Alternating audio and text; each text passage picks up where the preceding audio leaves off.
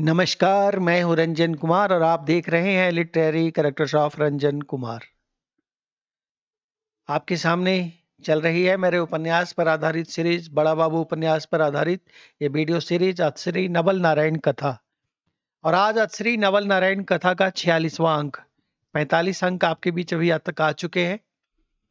और आज मैं रिकैप पे न जाते हुए कि पहले हमने कहाँ पे कहानी को छोड़ा है।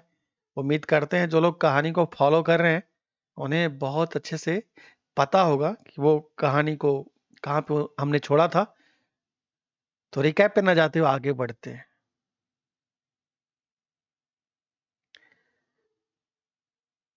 हमारे सम्मुख उपस्थित दो श्रोता जिनको मैं कहानी सुना रहा हूं, जनार्दन चाचा और संजय भैया। तो जनार्दन चाचा और संजय भैया उत्सुकता से आगे की प्रतीक्षा कर रहे हैं।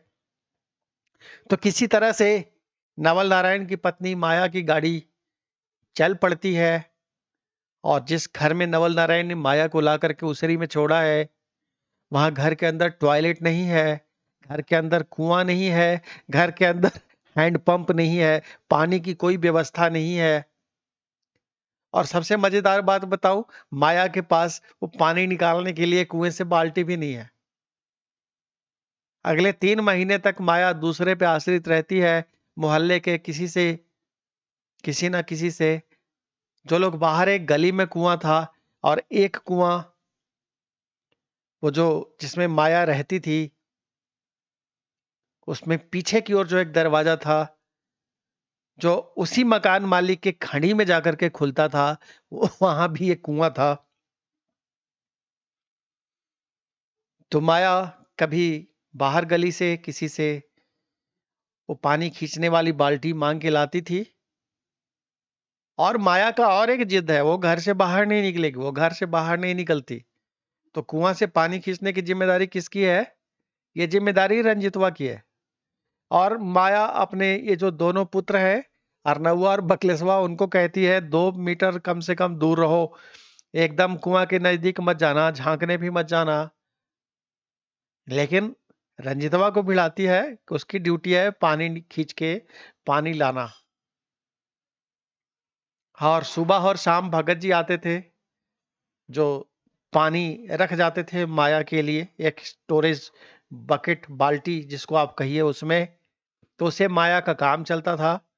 पीने का पानी भी भगत जी एक घड़े में भर जाते थे, उससे माया पूरे दिन पीने के लिए पानी प्रयोग करती थी और खाना बनाने के लिए माया का प्रयोग होता था।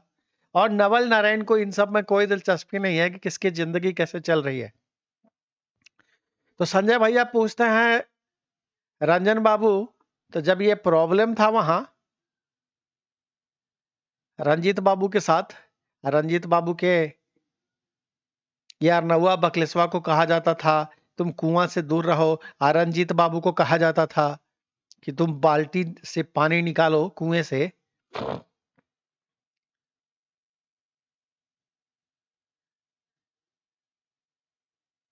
तो संजय भैया कहते हैं ये कितना गलत बात है। और मैं बोला संजय भैया यहाँ पे सही बात अब तक आपको इस कहानी में क्या लगा है? आप शुरू से आप नवल नारायण को जिस नजरिए से देखते और जानते थे, आपका वो नजरिया अभी तक कहाँ सही नजर आया कि वहां पे कहाँ नवल नारायण सही है, कहाँ माया सही है? और ऐसे लोगों से आप किसी नैतिकता की उम्मीद कैसे कर सकते हैं? और ये हर कदम कदम पर आपको इस कहानी में नजर आएगा कि माया के लिए अरनउआ बकलेसवा कुछ और है, रंजीतवा कुछ और है, क्योंकि माया को पता है ना कि ये कौन है। चाह के भी वो माँ वाली ममता कहां से लेकर के आएगी? और माया एक सवाल रंजितवा से हर बार जब रंजितवा किसी चीज पे जिद पे अड़ जाता था और कहता था ये नहीं करना है, तो माया एक सवाल कहती थी, एक दिन के लिए भी अगर हम तुम्हारे माँ है ना तो ये कर दो। जनार्दन चाचा बोले छी छी, कोई एक दिन के माए का ऐसे कैसे कह सकता है किसी को? कोई एक दिन के लिए माए होती है क्या? तो हमने कहा जनार्दन चाचा यही सोचने वाली बात है। और यही बात रंजितवा ने उस वक्त माया को कहा था। माँ या तो होती है तो माँ ही होती है, वो पूरी की पूरी माँ होती है। एक दिन के लिए माँ कैसी होती है? जो तुम कह रही हो कि एक दिन के लिए भी हम अगर तुम्हारे माँ हैं तो ये करो।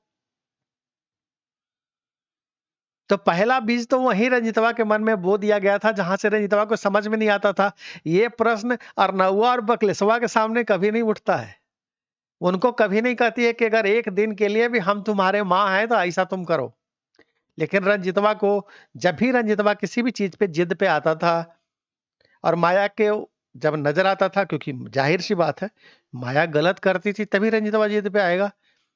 माया उसके साथ कुछ ऐसा कर रही होती थी जो उसे पसंद नहीं आता था, और जब वो अपना स्टैंड लेना शुरू करता था, जितना भी वो ले सके रंजीतवा, तब माया के पास जब कुछ भी नहीं समझ आएगा और लगेगा कि ये बात अगर नवल नारायण के सामने उठी तो हम फंस जाएंगे, क्योंकि हम कुछ गलत ऐसा कर चुके हैं जो अगर वहां पे उठा तो फिर मुश्किल में पड़ जाएंगे, हमारे लिए जवाब देना मुश्किल हो जाएगा। तब माया रंजीतवा को मनाने के लिए फिर इसी तरह का वाक्य का प्रयोग करती थी और कहती थी, एक दिन के लिए भी अगर हम तुम्हारे माँ है ना तो तुम हमारी बात मान लो। तो रंजीतवा के मन में ये सवाल उस वक्त भी उठा करता था, और रंजीतवा ने इस प्रश्न को पूछा भी था माया से कि कोई एक दिन के लिए माँ कैसे हो सकती है? या तो माँ होती है तो माँ होती ही है, और नहीं होती है तो नहीं होती है। कोई एक दिन की माँ, मुझे तो आज तक समझ में नहीं आया एक दिन की माँ कैसे हो सकती है। तो जनार्दन चाचा और संजय भैया कहते हैं दोनों कि बिल्कुल सही बात रंजीत बाबू ने सवाल पूछा था माया से, कोई एक दिन की माँ कैसे हो सकती है? और कोई अगर ये कहता है कि अगर एक दिन का भी माँ हमको समझते हो, मानते हो, और अगर हम तुम्हारे एक दिन के भी माँ हैं तो तुम ऐसा कर लो, उसका वास्ता देती है, तो इसी से समझ में आता है कि वो असली माँ नहीं है। क्योंकि कोई भी असली माँ होगी उसे इस तरह का वास्ता किसी को देने की जरूरत पड़ेगी ही नहीं। संजय भैया और एक बात कहते हैं कि हमको सुन के बहुत दुख हुआ कि 10 साल के भी रंजीत बाबू नहीं है जिनको कुएं से पानी खींचने के लिए भिड़ा देती है ये नवल नारायण की पत्नी माया, और अर्नउआ बकलेसवा को जो उससे 1 से 1.5 साल ही छोटे छोटे हैं उनको कहती है दूर रहो। मैं बोला संजय भैया अभी आगे इस कहानी में और भी आपको बहुत सारी दृष्टांत से मैं बताऊंगा, जहां रंजितवा बड़ा है, बहुत बड़ा है, पता नहीं उससे क्या क्या उम्मीदें हैं, लेकिन ये जो माया के दो पुत्र हैं अर्नउआ बकलेसवा, जो भले ही रंजितवा से सिर्फ 1 सवा साल ही छोटे छोटे हैं, 15-16 महीने के ही अंतराल पे ये दोनों भी हैं, लेकिन ये हमेशा छोटे रह गए और रंजितवा 10 साल से कम उम्र से ही बड़ा हो गया। अब ये माया के डिक्शनरी का कुछ ऐसा ही है, और नवल नारायण को तो कोई लेना देना है ही नहीं कि घर में हो क्या रहा है, परिवार से कोई वास्ता है ही नहीं। संजय भैया और एक सवाल पूछते हैं, कहते हैं ये टॉयलेट भी नहीं था तो ये लोग टॉयलेट जाते कहाँ थे? हमने कहा संजय भैया अब आपने ये ऐसा सवाल पूछ दिया है, अब अगर आपने पूछ दिया है तो चूंकि मैं रंजीत बाबू का सब पूरा जीवन जानता हूं तो मैं आपको अगर बताऊंगा तो आपको सुन के पता नहीं कैसा लगेगा। अब नवल नारायण की जो पत्नी माया है, ये सुबह शाम पानी लेकर के और शौच करने बाहर खेतों में निकलती थी, और खेतों में पीछे ही चली जाती थी। पीछे जो हमने आपको कहा कि वो उनका खुला एरिया था, खड़ी था, और उस खड़ी से पीछे निकल जाएंगे तो खेत ही खेत शुरू हो जाता था, तो माया उसमें चली जाती थी। और जब माया उधर जाती थी तो जाहिर सी बात है उधर सभी लोग नहीं जाते थे। बाहर शौच करने जो लोग और भी मोहल्ले के कोई जाते भी थे तो उनका जगह अलग था, लेकिन माया कभी उनके साथ नहीं जाती थी। माया बिल्कुल मुंह अंधेरे या जस्ट शाम को अंधेरा थोड़ा सा होते ही उधर चली जाएगी। अब वो ऐसा इलाका है जहां थोड़ा सुनसान रहता है पीछे, क्योंकि वो सबके घर के पिछवाड़े का हिस्सा है, और वहां के बाद पीछे खेत ही खेत है, और वहां जितने गड्ढे थे उन गड्ढों में कोई अगर छुपा हुआ हो तो कोई देखता भी नहीं था, उधर कोई ज्यादा आता जाता नहीं था। कई बार उधर आपको मरे हुए कुत्ते, मरे हुए गाय बैल भी कोई लोग उधर फेंक जाते थे। वो इस तरह का एक अलग जगह था जिस पे लोगों का आवागमन कम था। तो जाहिर सी बात है जब माया उधर जाती थी तो माया रंजितवा को टॉर्च लेकर के कहती थी तुम इधर थोड़ी दूरी पे खड़े रहो, एक डंडा भी लेकर के खड़े रहो, क्योंकि जब माया शौच करने जाती तो उधर 4-5 कुत्ते जो आसपास के मंडराते हैं, अब माया की सुरक्षा की जिम्मेदारी भी रंजितवा पर है। जब माया शौच करने जा रही उधर तो, और जब माया शौच करके लौट आएगी तब ये अर्नवा और बकलेशवा को शौच कराने की जिम्मेदारी भी रंजितवा पर है। और सिर्फ उतने ही पर जिम्मेदारी नहीं है, उसको धोने की भी जिम्मेदारी है। 10 साल के रंजितवा की जिम्मेदारी है, वो इतना बड़ा है कि वो अपने आप को भी संभाल सके, माया की सुरक्षा भी कर सके ये सब समय में। और ये अर्नवा बकलेशवा को ना सिर्फ उनको टॉयलेट करने के लिए बाहर खेतों में ले जाए, बल्कि वो उनको उधर से बाल्टी से पानी कुएं से निकाल निकाल के उनको धुलवा करके भी लाए, उनका धो करके आए, उनका धुलवाए। और धुलवाना रंजितवा की जिम्मेदारी थी। और ये जिम्मेदारी रंजितवा के सर पे तब तक रहा जब तक माया के घर में टॉयलेट नहीं बन गया। तो जनार्दन चाचा कहते हैं आखिर लगता है टॉयलेट बना आगे ना। मैं बोला अब टॉयलेट तो आगे बना, उसकी भी कहानी आपको बताएंगे जनार्दन चाचा। लेकिन जब तक नहीं बना था तब तक ये रंजितवा की जिम्मेदारी थे, अर्नवा बकलेशवा, कि इनको न सिर्फ टॉयलेट कराना है, इनको कुत्तों से बचाना है। क्योंकि वहां पे होता क्या था, 4-5 कुत्ते अब इनके पीछे लगे रहते थे। अब आप समझ जाइए कि वो क्या करने के लिए पीछे लगे रहते थे। अब अर्नवा बकलेशवा वहीं बाप बाप चिल्लाना शुरू करता था जैसे ही कोई कुत्ता पास आए। और रंजितवा को पता है कि अगर ये अर्नवा बकलेशवा में से कोई जाकर के कह देगा कि मेरे इतने पास तक कुत्ता आ गया था और मैं डर के चिल्लाया था इसलिए क्योंकि माया भी उधर दरवाजे के पास खड़ी है सुनने के लिए, कुछ हो ना जाए। अगर अर्नवा बकलेशवा बाहर निकले हैं तो माया की निगाह हर वक्त बनी हुई है, कैसे ये धुलवाता है, ठीक से धुलवाता है कि नहीं, ये देखने के लिए भी माया वहां पे खड़ी रहती थी। अब रंजितवा को ये भी डर है कि ये जाके शिकायत कर देंगे, बोलेंगे इतने पास कुत्ता आ गया था, तो अभी रंजितवा की पिटाई होने लगेगी कि तुमने इनकी ठीक से देखभाल नहीं की। तो मैंने देखा कि मुंह तमतमा रहा है जनार्दन चाचा का और संजय भैया का, लेकिन हमने कहा अभी लानत नहीं भेजिएगा, अभी ये कहानी बहुत आगे तक बढ़ाना है। तो वो लोग मुस्कुरा उठे चुपचाप। उसके बाद में उनको आगे कहानी के पार्ट में बताता हूं। किसी तरह से जीवन चल ही रहा था वहां पे। और इसी बीच में अब बात आता है स्कूल जाने की, कि इनको स्कूल भी तो भेजना है। तो लगभग और 1 महीना का समय ऐसे ही नवल नारायण गुजार देते हैं। अब नवल नारायण के जो वहां पे कुछ दोस्त थे, एक डॉक्टर थे विद्याभूषण जी, वो नवल नारायण के दोस्त थे। और संजय भैया जनार्दन चाचा भी तब तक दोस्त बन गए थे। एक और डॉक्टर साहब के पास ही काम करते थे, उनके असिस्टेंट थे, असिस्टेंट डॉक्टर थे महेंद्र जी, वो भी नवल नारायण के दोस्त थे। एक पाठक जी थे पोस्ट ऑफिस में, वो भी दोस्त थे, वो भी घर आते जाते थे। तो रंजितवा उनको चाचा कहता था और वो भी रंजितवा को बहुत लगाव रखते थे, बहुत मानते थे, तो अक्सर घर आते थे। अब जब भी नवल नारायण के ये दोस्त घर आ जाएं तो पूछेंगे कि स्कूल गए थे, आज क्या पढ़ाई हुआ। तब रंजीतवा को बताना पड़ेगा कि स्कूल तो अभी नाम ही नहीं लिखाया है, तो अभी नहीं गए हैं। तो ये सब लोग मिलके लानत मलानत नवल नारायण की करने लगे थे। और नवल नारायण का एक ही बहाना कि अभी ठीक से डेरा डंडा सेट हो जाए। तो एक दिन वो जो पाठक जी थे, जो पोस्ट ऑफिस में ही काम करते थे और नवल नारायण को बड़ा भाई कहते थे, और नवल नारायण के बच्चे फिर उनको चाचा कहते थे, तो थोड़ा अधिकार भी समझते थे। तो उन्होंने बहुत झाड़ पिलाई और डॉक्टर विद्याभूषण जी ने भी बहुत झाड़ पिलाई नवल नारायण को।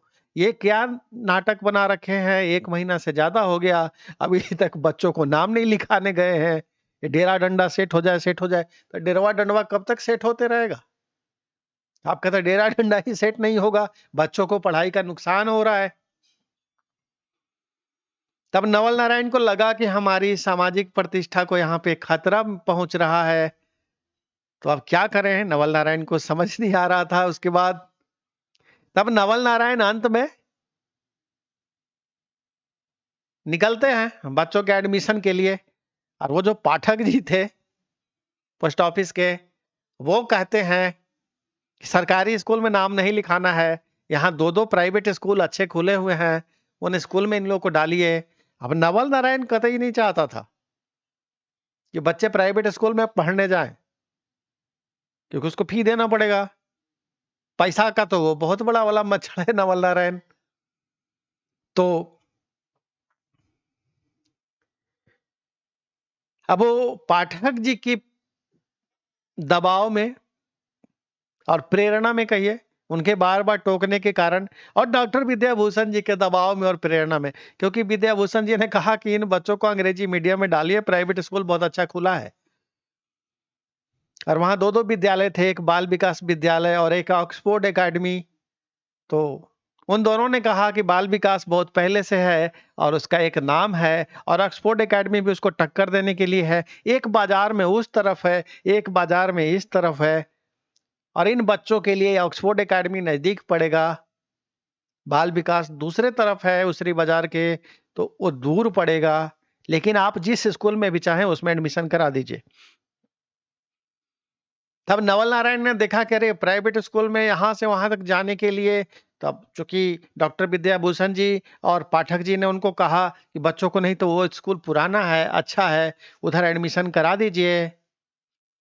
तो वहां एडमिशन करा दीजिए, तो पता चला नवल नारायण को वहां तो रिक्शे से भेजने पड़ेंगे बच्चे, क्योंकि डॉक्टर साहब ने समझाया कि बच्चों को रिक्शा लगा दीजिएगा। अब नवल नारायण को नजर आया कि स्कूल फी भी देना है और रिक्शे का भी खर्चा देना पड़ेगा उधर। तब नवल नारायण ने कहा नहीं, घर के पास वाले स्कूल में ही कर देते हैं, और ऑक्सफोर्ड एकेडमी में एडमिशन कराने के लिए जाते हैं नवल नारायण सारे बच्चों को लेके। तो वहां पे एडमिशन टेस्ट होता है फिर से, क्योंकि वो इंग्लिश मीडियम का अच्छा स्कूल था। अब जब एग्जाम होता है, तब रंजितवा 5वीं पढ़ के आया था, 6ठी क्लास में एडमिशन लेना था, वहां 6ठी में पढ़ रहा था। 2 महीना तो पढ़ के भी आया था उधर गदाईपुर गांव में। तो तीनों का एग्जाम होता है, जिस जिस क्लास में जो जो पढ़ के आए थे उसके हिसाब से। तो अर्नवा का भी टेस्ट लिया गया, जिस क्लास का उसने मार्कशीट दिखाया। बकलेसवा भी फर्स्ट क्लास में एडमिशन हुआ था, अर्नवा वहां सेकंड पढ़ के आया था, तो बकलेसवा फर्स्ट से सेकंड में चला गया था और अर्नवा सेकंड से थर्ड में पहुंच गया था। तो जब परीक्षा लिया गया, तब रंजितवा ने जो आंसर किया उसके हिसाब से रिजल्ट में ये कहा गया कि इंग्लिश मीडियम के लिहाज से थोड़ा सा अंग्रेजी पार्टिकुलर सब्जेक्ट कमजोर है, थोड़ा सा मेहनत करने का जरूरत है, 1-1.5 महीना की मेहनत से ठीक हो जाएगा। लेकिन इसका बाकी मैथ, साइंस और बाकी सब सब्जेक्ट बहुत अच्छा है, सब में पूरे नंबर लाया है, इंग्लिश में ही थोड़ी गलती करी है टेस्ट में। तो इंग्लिश को अगर ध्यान देंगे तो इसको इसी क्लास में एडमिशन दे देते हैं, ये चलेगा, ये 6ठी क्लास में पढ़ लेगा। लेकिन बकलेसवा और अर्नवा, अब जो इंग्लिश मीडियम में स्कूल की जरूरत थी उसके हिसाब से, अर्नवा को तो उन्होंने कहा है इसको कुछ नहीं आता है, अर्नवा से ज्यादा तो बकलेसवा को आता है, क्योंकि अर्नवा जो है ABCD भी पूरा लिख नहीं पाया था, उसको A से Z तक लिखना भी नहीं आ रहा था, जो वो थर्ड के स्टूडेंट क्लास में गया था एडमिशन लेने। जाहिर सी बात है, कोई पढ़ाता नहीं था गदाईपुर में और किसी को ध्यान था नहीं, माया को कुछ आता नहीं, और माया कभी बच्चे पढ़ाने बैठी भी नहीं। अब स्कूल में जितना पढ़ सकते थे वो पढ़ के आए थे, और उसके बाद भी अगर स्कूल में पढ़ने पर ध्यान ना हो और घर में आने के बाद पिता तो है ही नहीं और माँ कभी पढ़ने के लिए बैठने कहे भी नहीं। रंजितवा तो एक प्रेरणा में अशोक चाचा के साथ पढ़ने बैठ जाता था, लेकिन बकलेसवा और अर्नवा कभी अपना किताब खोल के देखता ही नहीं था, और ना माया कभी कहती थी कि इनको पढ़ना चाहिए। तो नतीजा ये हुआ कि वहाँ के जो प्रिंसिपल थे स्कूल के, वो अड़ गए। उन्होंने कहा कि पहले तो ये बच्चे योग्य नहीं है बिल्कुल, इनको स्कूल में एडमिशन नहीं मिलना चाहिए, और अगर आप एडमिशन कराना चाहते हैं तो दोनों को जो सबसे नीचे का क्लास है LKG, उसमें एडमिशन डाल देंगे। नवल नारायण ने बहुत बहस करी, लेकिन प्रिंसिपल साहब डिगे नहीं। उन्होंने कहा मुझे अपने स्कूल का रेपुटेशन और नाम की भी चिंता है, मैं केवल आपकी बातों में आकर के ऐसे कमजोर बच्चे तीसरी क्लास में और दूसरी क्लास में नहीं रख सकता। क्योंकि कोई भी गार्जियन बाहर से आते हैं, वो स्कूल ऐसा था जहां पे हॉस्टल की भी व्यवस्था थी और बाहर के भी बच्चे आके रहते थे। तो जब भी बाहर का कोई बच्चा वहाँ रहने आता था, उसको छोड़ने के लिए जो गार्जियन आता था, तो वहाँ के जो प्रिंसिपल साहब थे, जो डायरेक्टर साहब थे, वो इस तरह से इस्तेमाल करते थे बाकी दूसरे क्लास के बच्चों को, जो एक मॉडल बने, जो उनके लिए एक ये दिखा सके कि हाँ, किस लेवल का एजुकेशन दिया जाता है। प्रिंसिपल साहब ने कहा किसी भी क्लास में, मैं कह देता हूं मेरे क्लास में जाकर के आप किसी बच्चे को उठा करके ये पूछ लीजिए, आपको पता चल जाएगा कि मेरे स्कूल का स्टैंडर्ड क्या है। तो उसमें ये बच्चा अगर तीसरी में होगा, ये दूसरी में होगा और इसको कुछ नहीं आता और इससे पूछा तो हमारा तो स्कूल बैठ जाएगा, हमारा स्कूल नहीं चल पाएगा। तो हम बकलेसवा और अरनवा को एडमिशन यहाँ पे पहले तो हम नहीं दे रहे, इनको आप सरकारी स्कूल में ले जाकर डाल दीजिए। तब नवल नारायण ने उस स्कूल में एक मिश्रा जी पढ़ाते थे, वो अंग्रेजी के टीचर थे। और मिश्रा जी ने पोस्ट ऑफिस में, जो कि मिश्रा जी के कई खाते थे, तो गए थे तो परिचय, नवल नारायण तो बहुत बड़ा ऐसे अपने पास आसपास चापलूसों की फौज रखता है ना, तो नातेदारी रिश्तेदारी कहीं से निकाल लिया, तो अब मिश्रा जी भैया कहने लगे नवल नारायण को। तब नवल नारायण ने उनको पकड़ा, मिश्रा जी आप कुछ करिए, आप यहाँ पढ़ाते हैं। तो मिश्रा जी भी बहुत समझाते हैं प्रिंसिपल साहब को। अब उस स्कूल के टीचर थे, अच्छे टीचरों में गिनती थी मिश्रा जी की, ऑक्सफोर्ड एकेडमी के, और इंग्लिश के ही टीचर थे। तब प्रिंसिपल साहब और डायरेक्टर साहब इस बात के लिए मान जाते हैं कि एडमिशन इन बच्चों को हम इस शर्त पे दे देंगे कि मिश्रा जी आप गारंटी लेते हैं कि इन बच्चों की अंग्रेजी आप ठीक करवाएंगे, लेकिन एडमिशन तीसरे और दूसरे क्लास में नहीं होगा अरनवा बकलेसवा का। तो इस शर्त पर ये बच्चा पढ़ के आगे बढ़ जाएगा। बकलेसवा का एडमिशन एलकेजी में होता है, जो कि बकलेसवा ने अपने एग्जाम में अच्छा किया था। टीचर राजी हो गए थे बकलेसवा और अरनवा को एक ही क्लास में रखने के लिए, और इस शर्त पे आगे बढ़ाने के लिए कि इनको 1 साल में 2 क्लास आगे बढ़ा देंगे। मतलब बाकी जो स्टूडेंट हैं वो 1-1 साल पढ़ के आगे बढ़ेंगे, लेकिन इसको 6 महीना उस क्लास में पढ़ा के आगे की क्लास में पार कर दिया जाएगा अगले 6 महीने के लिए। ये मिश्रा जी ने अपने तरफ से व्यवस्था दी थी। प्रिंसिपल साहब को ये समझा के कि अभी बच्चे को आप जिस क्लास में एडमिशन देने के योग्य समझें, आप वहाँ पे दे दीजिए, और मैं इसको इस लायक बना दूँगा कि इसके अगले क्लास में आगे के 6 महीने में एग्ज़ाम जो होंगे, 6 महीने का एग्ज़ाम में इसको आगे कर दिया जाएगा। तब नवल नारायण के लिए ये भी थोड़ा संतोष की बात थी, लेकिन नवल नारायण के लिए दुःख की बात ये थी, बार-बार नवल नारायण पूछ रहे थे, तो इसको भी काहे नहीं 1-2 क्लास नीचे कर देते हैं, रंजीतवा को। तो जनार्दन चाचा हँसने लगे, ऐसा का है? तो मैं बोला नवल नारायण को लगता था, नवल नारायण उस मानसिकता का है ना, सबको बराबर होना चाहिए। अब नवल नारायण को पता है ये 2 बच्चे नीचे आ गए हैं अपने क्लास से, तो इसको काहे, अगर इसको क्लास है, इसको जिसमें पढ़ता था उसे नीचे नहीं करेंगे, तो आपस में सब झगड़ेंगे।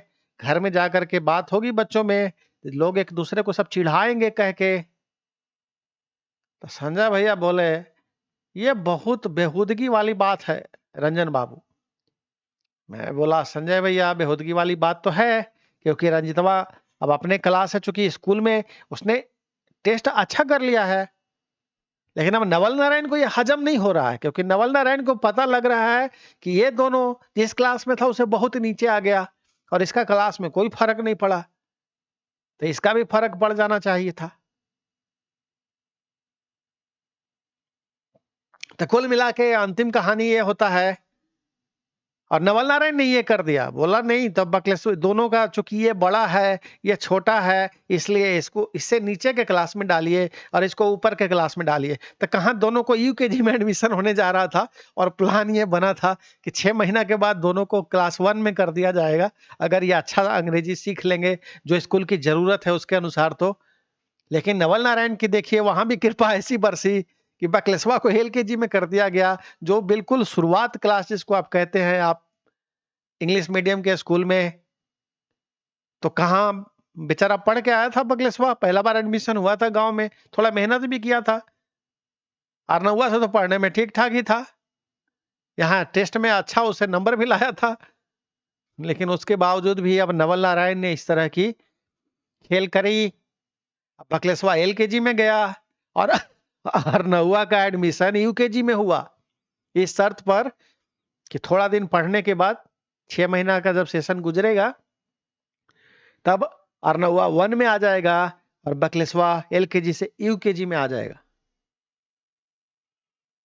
अब उम्र में रंजितवा से ये लोग 15-16 महीने ही छोटे छोटे हैं सब, लेकिन क्लास में बहुत ही पीछे हो गए, क्योंकि रंजितवा तो 6th क्लास में एडमिशन मिला, लेकिन ये तो अब LKG UKG में पढ़ रहे हैं।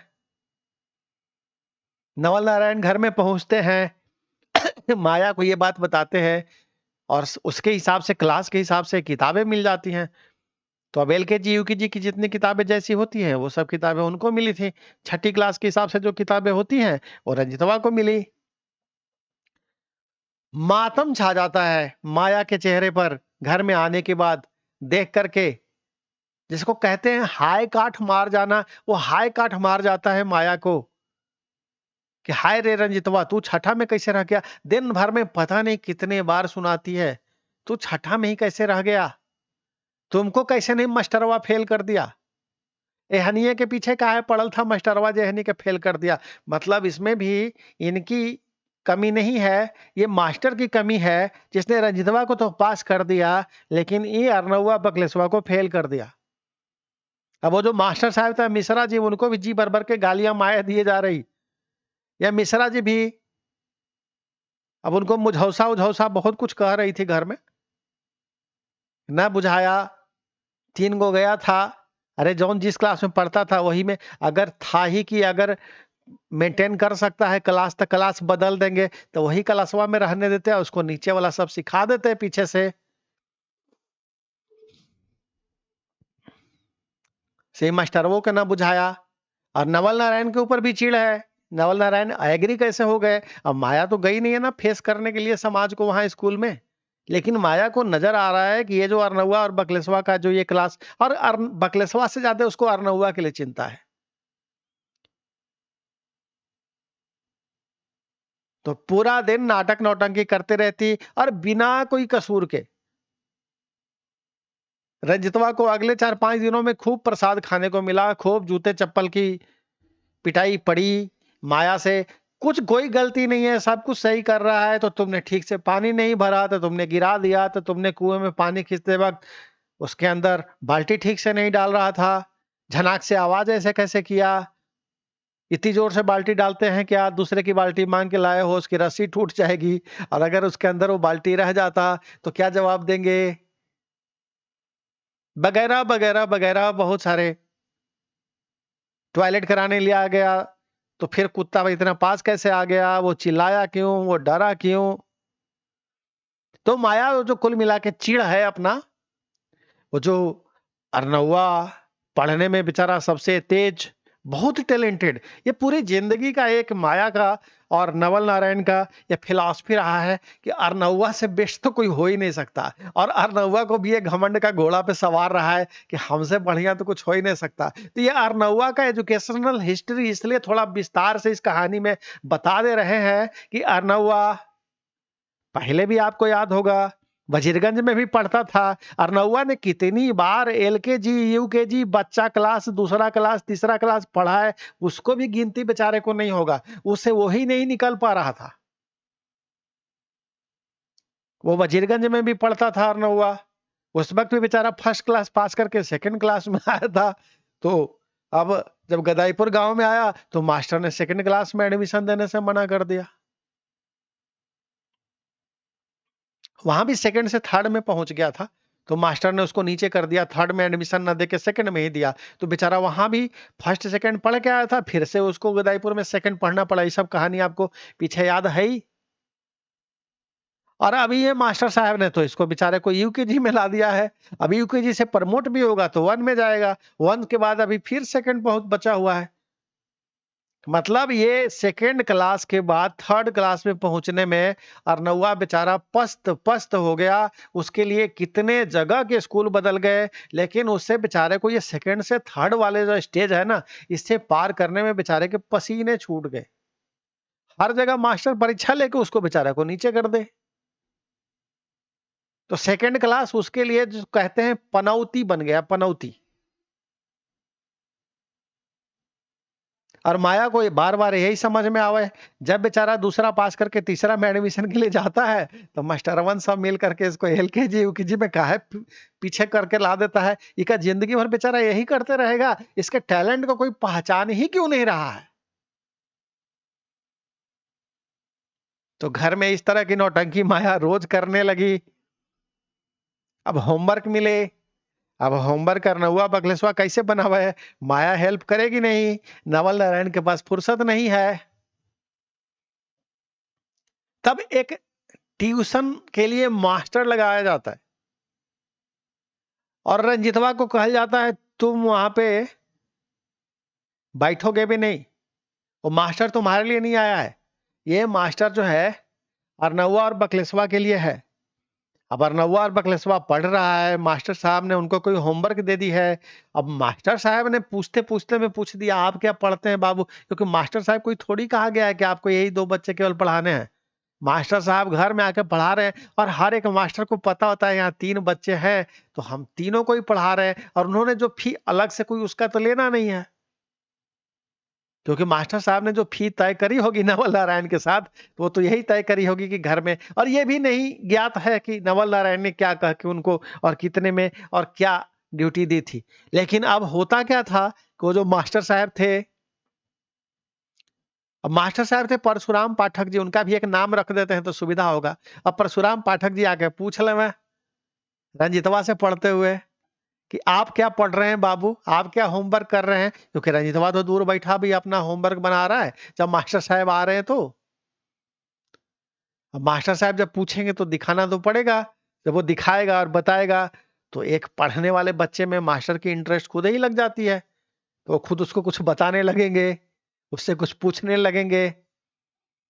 अब उसके बाद जो है जब मास्टर साहब चले जाएंगे तो माया तक कंप्लेन मिलेगा, माया के पास शिकायत आएगी, क्योंकि अर्नवा को कोई मुद्दा चाहिए रंजितवा के अगेंस्ट में, क्योंकि आपने पहले सुन चुके हैं कि माया ने ऐसा कुछ पैदा कर दिया है, उसके मन में जहर का बीज बो दिया है शुरू से ही, और कुछ ऐसा उसके साथ दे दिया है उसको हिंट कि तुम गलत भी रहोगे तो तुम्हें हम बचाएंगे, और रंजितवा कितना भी सही हो इसको सजा मिलनी चाहिए। तो अर्नवा के मन में बस केवल एक ही भावना रहती थी पूरे दिन में कि कब ऐसा कुछ मौका मिले जहां से रंजितवा को हम फंसाएं और शिकायत करके पिटवाएं। तो ये एक नंबर का चुगलखोर हरामखोर इस तरह का ही अर्नवा शुरू से ही बन गया, उसको माया ने बना दिया।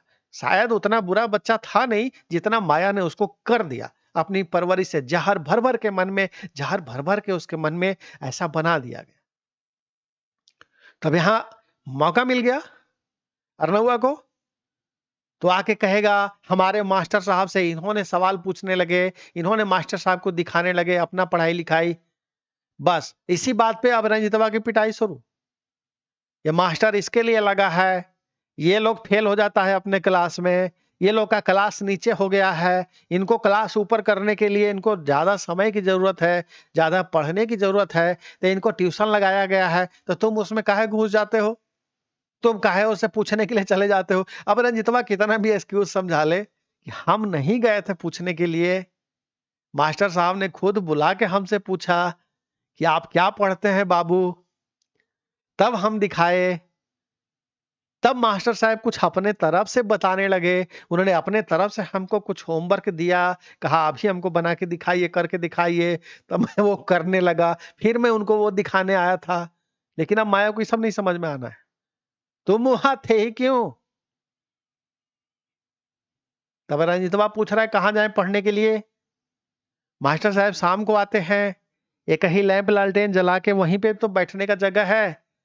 तब माया क्या कहती, तुम उस वक्त मत वहां बैठो, इन दोनों अकेले पढ़ेगा, जितनी देर ये लोग ट्यूशन पढ़ रहा होगा उस वक्त तुमको नहीं पढ़ना है, तुमको अपने किताब कॉपी ही नहीं खोलना है। तो जनार्दन चाचा कहते हैं अब नहीं रहा रंजन बाबू, ये माया को लाना था, इसको थप्पड़ मारना चाहिए, थप्पड़। नवल नारायण ने कभी थप्पड़ नहीं मारा। तब हमने कहा जनार्दन चाचा नवल नारायण थप्पड़ क्या मारेंगे, नवल नारायण घर में होते थे, नवल नारायण तो आप लोगों के साथ संगति में उधर बैठे रहते थे, आपको तो अब अच्छे से याद है कि नवल नारायण तो 9 बजे के बाद घर लौटते थे।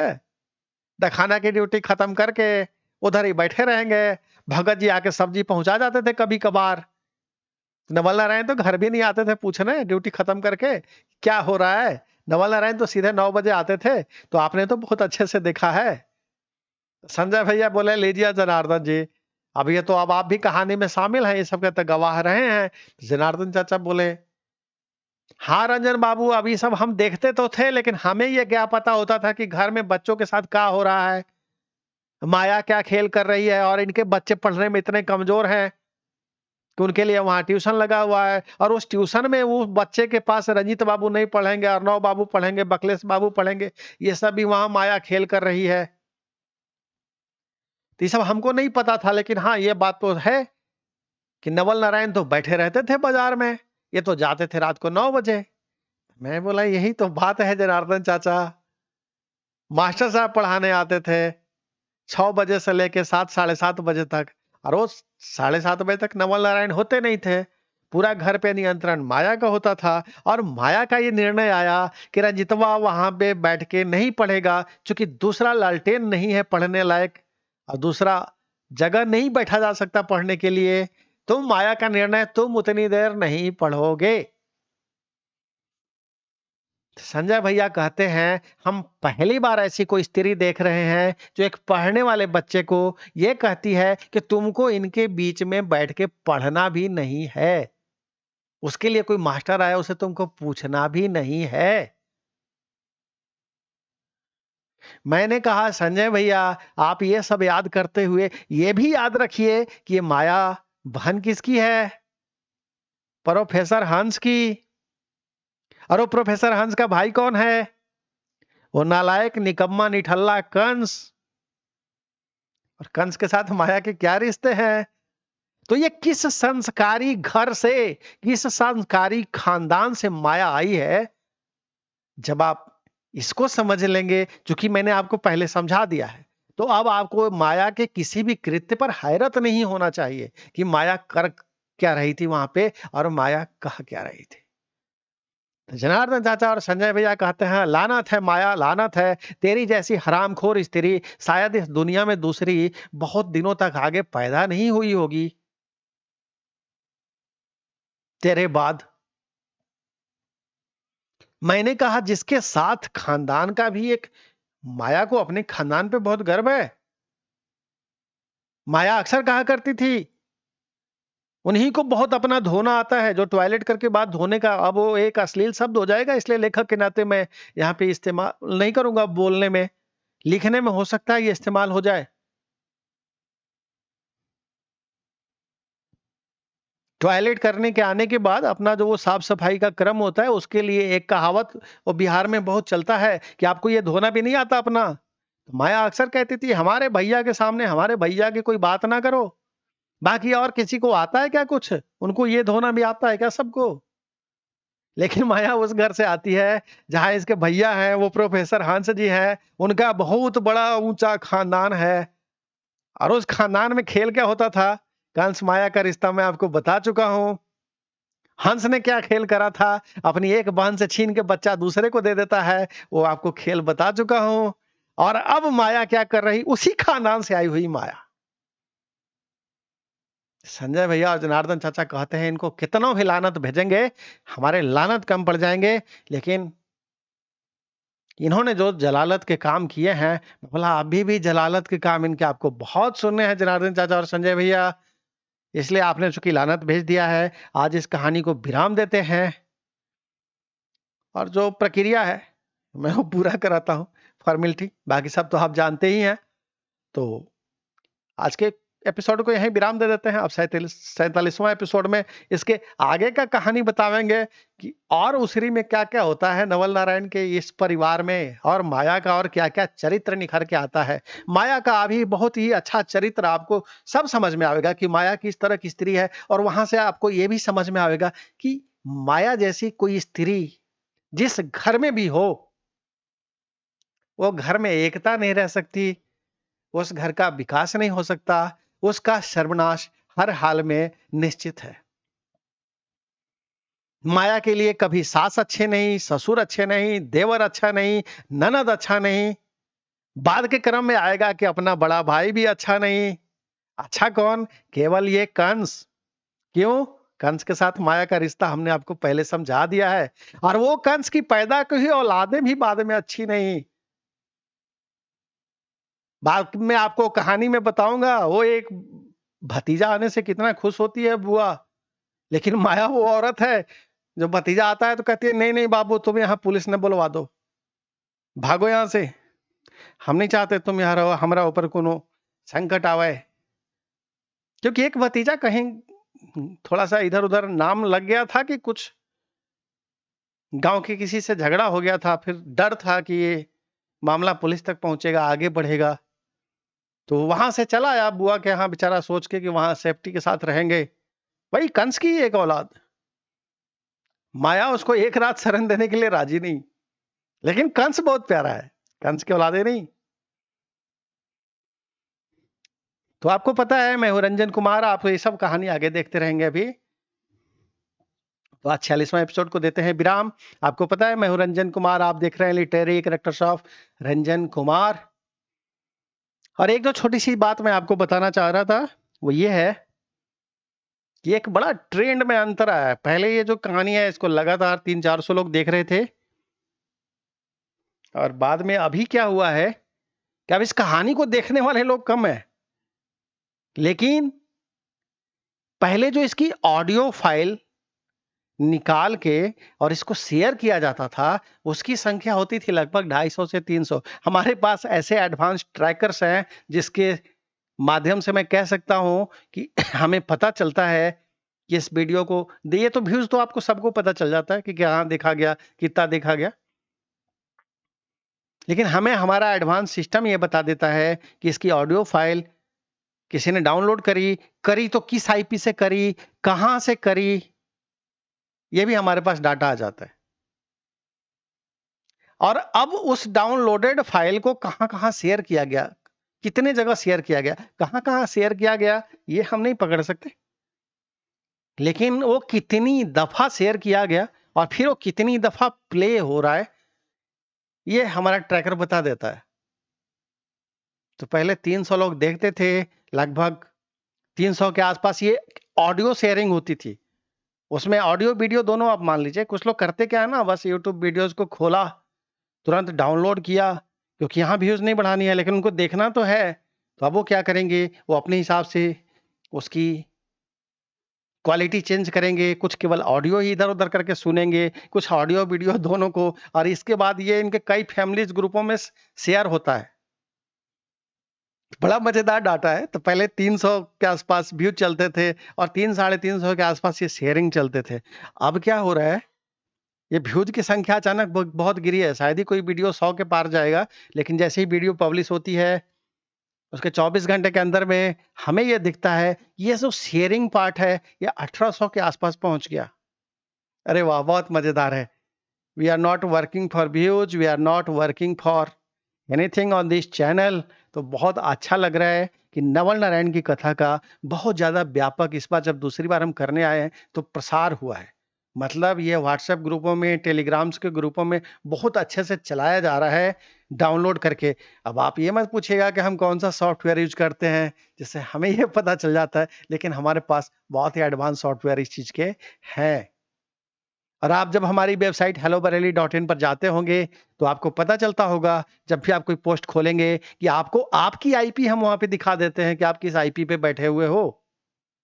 तो अगर आप हमारे वेबसाइट के किसी पेज पर आए हैं तो हमें पता है कि वहां पे कौन आया, उसकी आईपी क्या है, क्योंकि हम तो आपको भी हर पोस्ट के नीचे आप जाएंगे स्लाइड करते हुए तो आपको दिखाएगा your IP address is so and so.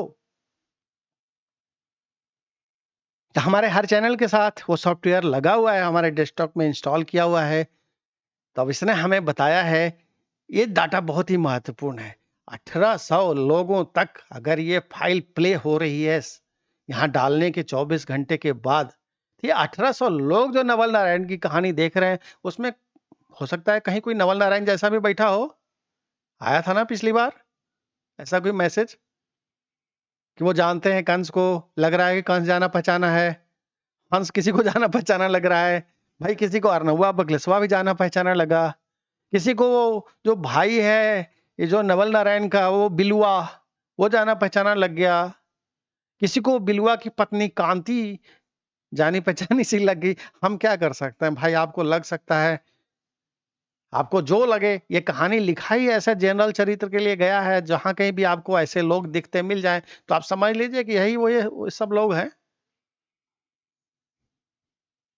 तो ये 1800 लोगों में से हो सकता है सब के सब लानते ना भेज रहे हो, लेकिन हम मान के चलते हैं कि दुनिया में थोड़े तो अच्छे लोग होंगे जिनको इस कहानी के ऊपर सच्चाई जो समझ में आ रही होगी, उसकी तरफ अगर वो अपना मत देंगे, तो कम से कम अगर मान के चलिए उसमें से ज्यादा नहीं तो 500 लोग भी, 25% भी जितना लोग देख रहे हैं उसके अगर लानते भेज रहे हैं नवल नारायण जैसे को, तो हमने कहानी लिखाई इसीलिए है कि ये नवल नारायण को, नवल नारायण की पत्नी माया को, हंस को, कंस को, और ये अरनउआ को, बकलेसवा को, और अभी तो आया नहीं है, अभी तो कहानी वहां तक पहुंची नहीं है। बाद में ये जो अरनउआ और बकलेसवा की जो बीबियां आएंगी, माशाअल्लाह, ये उससे भी बड़े खानदान से आएंगी। आप देखते रहिए अभी literary characters of Ranjan Kumar, इसमें आपको दिखाएंगे ऐसे ऐसे लोग एक जगह एक परिवार में इकट्ठा हो गए हैं। ऐसा परिवार आपको ढूंढने से भी पूरी दुनिया में नहीं मिलेगा।